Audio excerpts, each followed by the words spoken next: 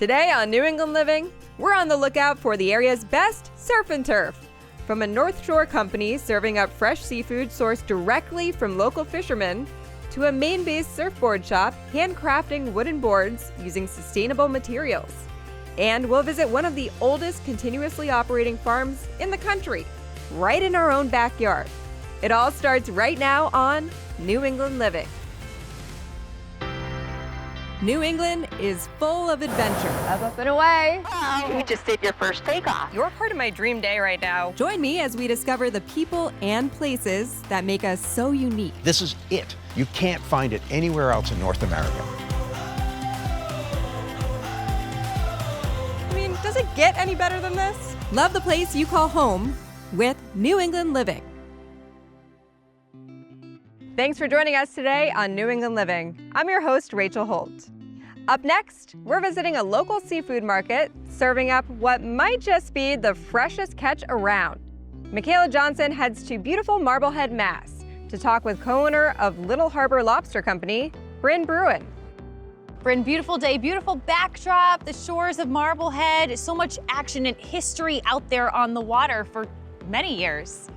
We're very lucky to call this place home, and when we decided to open Little Harbor many years ago, was visiting here and really falling in love with this area.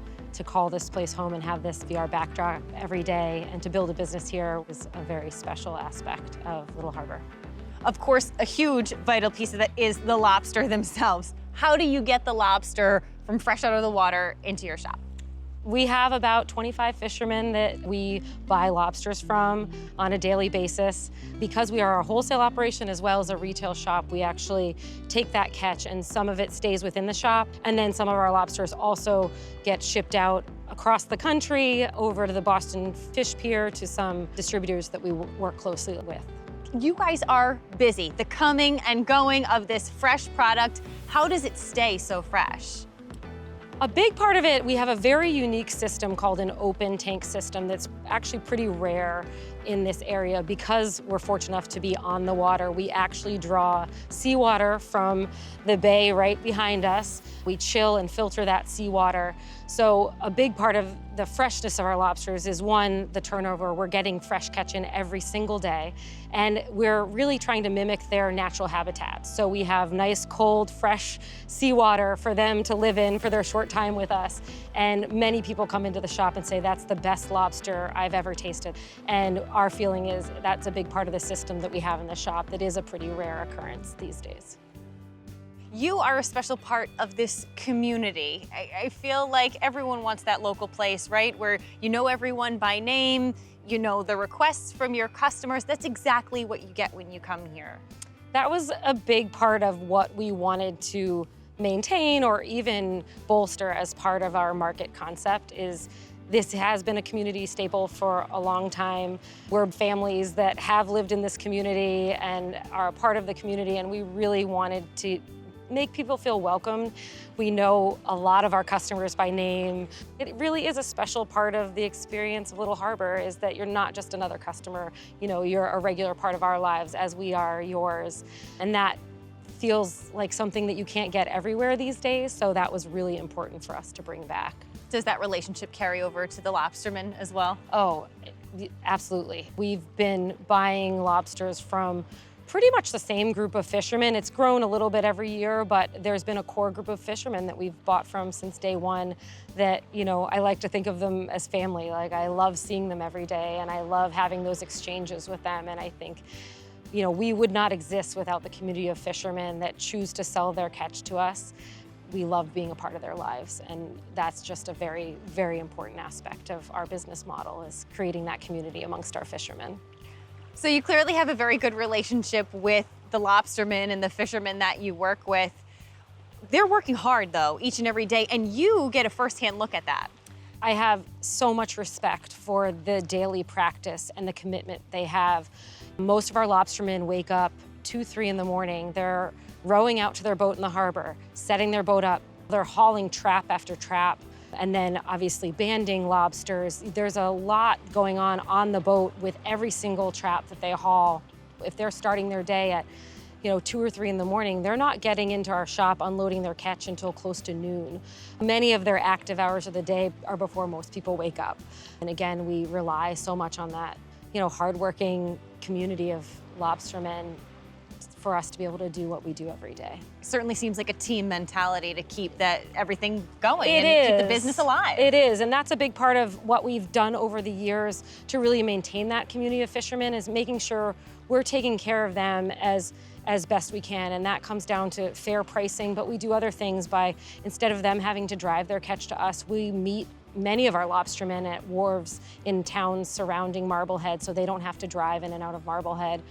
We buy bait for our lobstermen to purchase from us so that it's a one-stop shop. They don't have to go elsewhere. So we really do think about it as a partnership in that way, that we couldn't exist without them, but we also wanted to create this hub for them to make their livelihoods easier day to day. And I do think that's why we've seen so many lobstermen be a part of our fishing community for so long. So the freshest of fresh as can be when they are plucking those lobsters out of the water, straight to you guys, but how do we get a hold of them? A large percentage of the catch that comes in every day is immediately being processed on site to go into our retail environment. So we may take in peak season 6,000 to 8,000 pounds of lobster a day. We go through on a busy weekend hundreds of lobster rolls per day. It really does not get any fresher. And I think there's that, that boat to table term. We're really bringing that to life here because it is directly being sourced from our local fishing community, and everything is happening within the walls of Little Harbor to then bring people that finished lobster roll or lobster mac and cheese, whatever it might be. You speak about the fishermen, the community, the shop itself with a big smile on your face. I can only imagine how you must feel going to work every day. Yeah, I feel very fortunate. We really are a community market concept where we want to create an environment where we are supporting the local fishing community and creating community within Marblehead and beyond so they can have more connection to where their food's coming from. We feel that the fishing industry is such a vital part of both past and present Marblehead and the North Shore, and we think that Little Harbor provides a really unique setting to be able to connect that fishing community to local residents to really help people understand better where their food comes from and to really be able to experience truly fresh seafood. Coming up after the break, we're heading up the coastline to visit a Maine-based surf shop making boards built for life. When New England Living returns after this.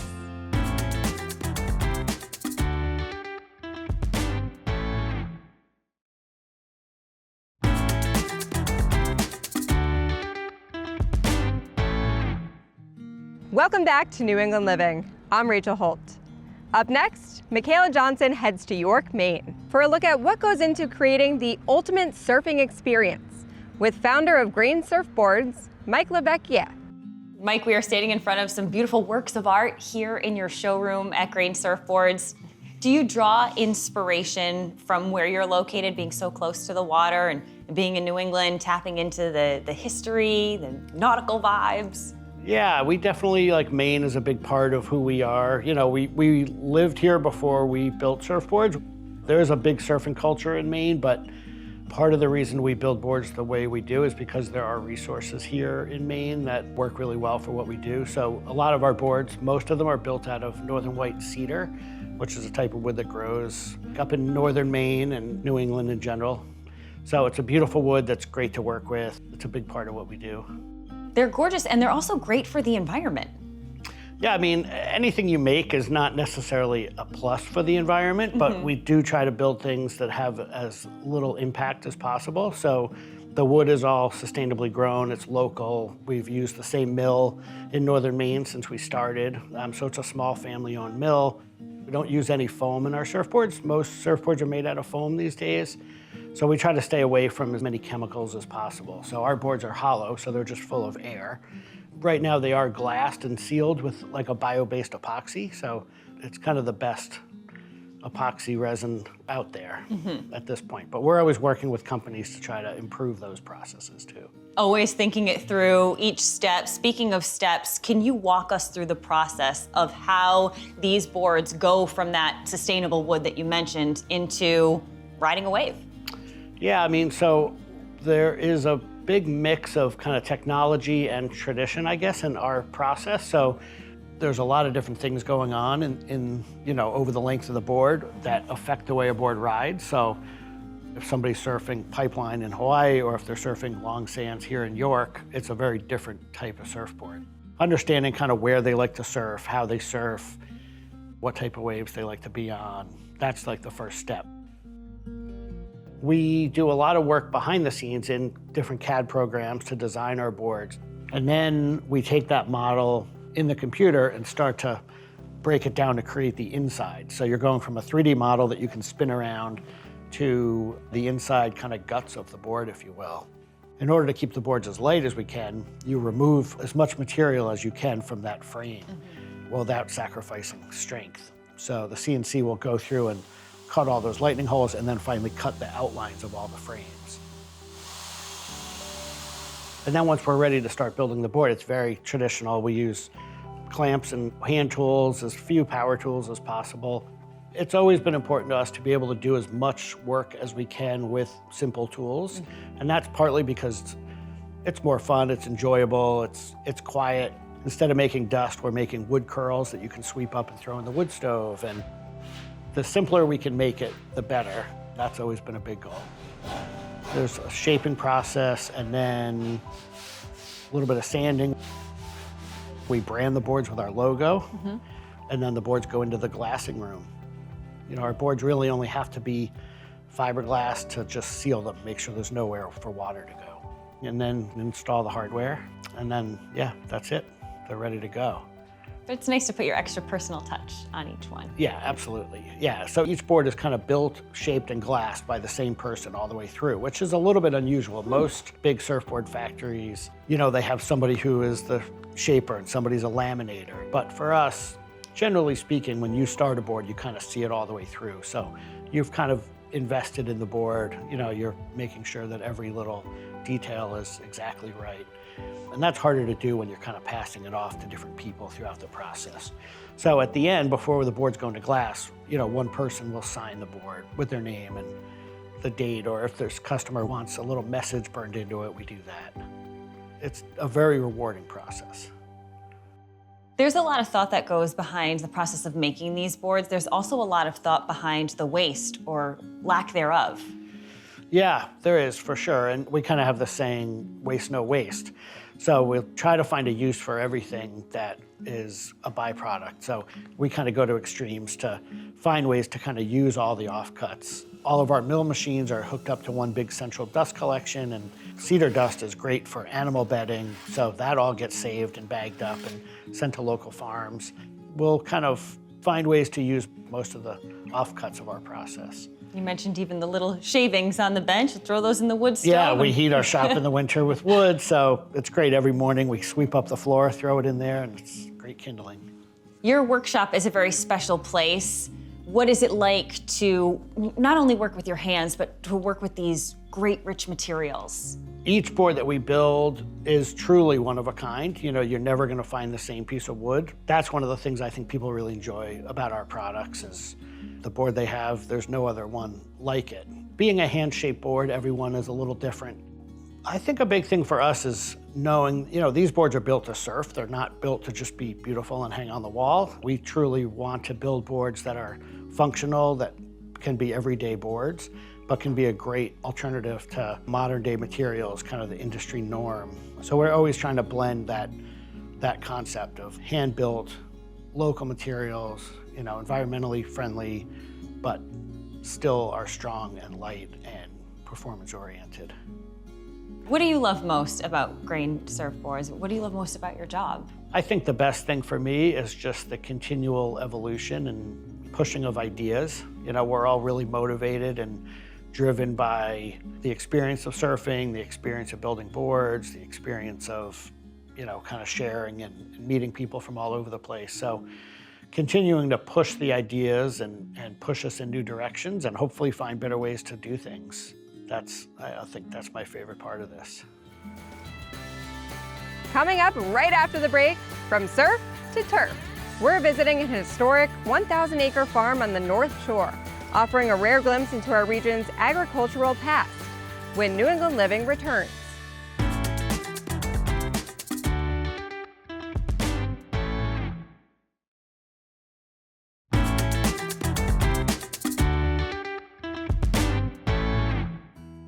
Welcome back to New England Living. Established in 1638, Appleton Farms in Ipswich, Mass. is one of the oldest continuously operating farms in America.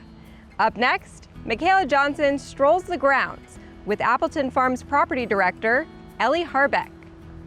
This setting is beautiful. I see cows in one direction. I see some beautiful produce being grown in another. Tell us about the farm. Yes, well, welcome to Appleton Farms. We are so excited to have you here today. You have seen from this vantage point just a small glimpse of the amazing things that we have on this farm and that we do on this farm, and I can't wait to show you more. Can we walk and see Yeah, a little let's bit explore. of it? Let's Okay.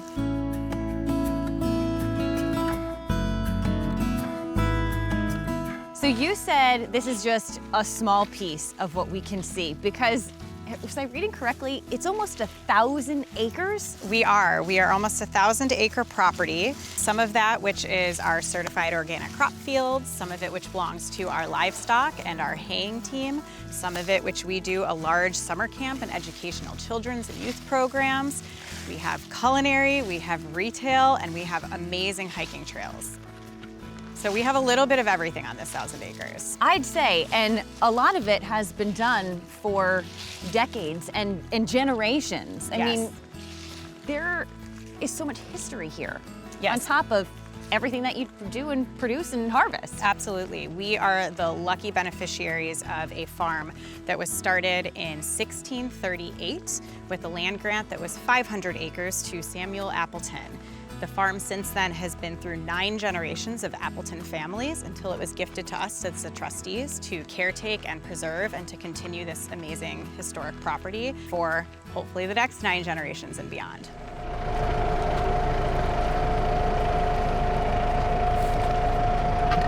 On any given day, our team is hard at work harvesting many, many different crops throughout the entire season. We have amazing leafy greens. In the summer, we're growing incredible spinach. Right now, we have Swiss chard, we have kale, we have robust tomatoes growing in our high tunnels. We have broccoli, we have onions, we have garlic, we have carrots, we have turnips, we have radish. The list goes on and on.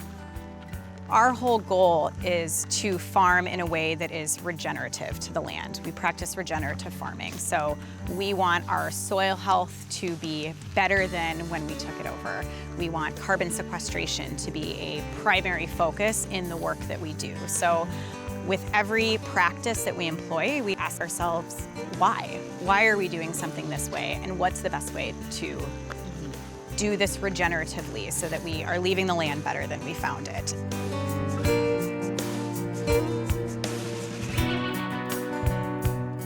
We have a robust summer and winter CSA. We have over 650 summer members, mostly from the local community, who sign up to be part of a 20-week program. If you are not part of that CSA, we do sell all of our produce as well as our grass-fed beef and our pastured pork and chicken in our farm store as well. So anyone can shop here. Anyone can come in. We're open 6 days a week, all year long. And that farm store has just about everything you'll need. Yes, it does. So in addition to our own pastured meat, as well as our organic produce and all of the delicious things that are being made right in our culinary kitchen in our farmhouse, we also partner with a lot of amazing local purveyors of delicious things, anywhere from jams to candles to stationery to other great local producers of food and goods. You grab your lunch and enjoy it right here on Absolutely. the property. So we've seen a glimpse of the cow by now. You've mentioned livestock throughout. What animals are here and what do they provide for the farm? Absolutely. Our animals are actually a huge part of what we do here, in not just for visitor experience, but also in actually actively managing our land. Our cattle are partners in how we steward this land and continue to have great soil health and benefits. We do have roughly 100 head of cattle right now. We also have a small flock of chickens, which we get beautiful, delicious farm eggs from. We have pigs that are out forested right now, so they are a wonderful part of our program. They also are great at eating invasive species and help clearing land, so things that we employ our pigs to help us with. And then we have an education barnyard. We have a chicken flock, we have goats, we have bunnies that are all part of our education program for youth and school programs. Well, you come here and you get so much more than food. You get an experience. Really. And one of the experiences is walking the trails, one of which we're on right now. Yes, we're on one of our farm trails. We have over 12 miles of trails, whether it's enjoying a small farm trail hike or picnicking in our lawn next to our organic crop fields. We're really here for people to enjoy. What are some different ways that folks can experience the farm while they're here? We mentioned the trails and, you know, seeing the food, but how can we feel like we're part of it? Yeah, absolutely. So one of the beautiful things about us having visitation on a production farm is that on any given day, you can see us actually in our elements doing our work, whether that's moving a herd of cattle to fresh pasture or seeing the farmers harvest in the field. It's all here and we're all open and accessible. Or you can sign up for a program like our Adult Cow Connections program, where you get hands-on one-on-one time with our cattle, which is something that we'll be doing today. Now that sounds fun. Yes.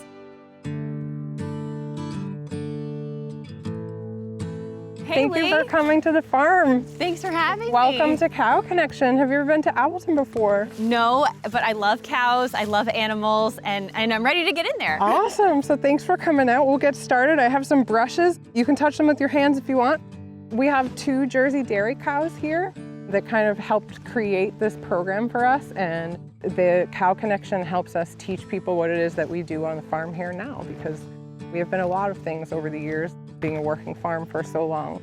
So historically, Appleton was a dairy for a very long time, and that's what people remember us doing. Some people sort of think that we have always been a dairy or had a commitment to always be a dairy, but we haven't. We've always been a working farm, and we made a commitment to be a working farm forever. And we decided to keep 2 of our last dairy cows here as kind of a tribute to what Appleton always used to do, and to be able to get people up close and personal with them and teach them the difference of cows and why it is that we do what we do here today. How does the Cow Connection work? So the benefits of Cow Connection are hanging around cows just really relaxes you because they have a super slow heart rate. Just being around them lowers your own heart rate, and that helps release all those happy hormones that we have in our bodies, like serotonin and etc. And so being in this space and just around cows is sort of relaxing and calming for a lot of people. Very sweet to be around. Our goal of taking care and stewarding this land is to be here for everyone to use forever. That's a big part of our mission. We're a place that wants the public to come see our work and our farm, which sets us apart from a lot of other production farms. Coming up next, we're setting off for an ocean adventure in Bar Harbor, Maine, that you'll have to see to believe when New England Living returns.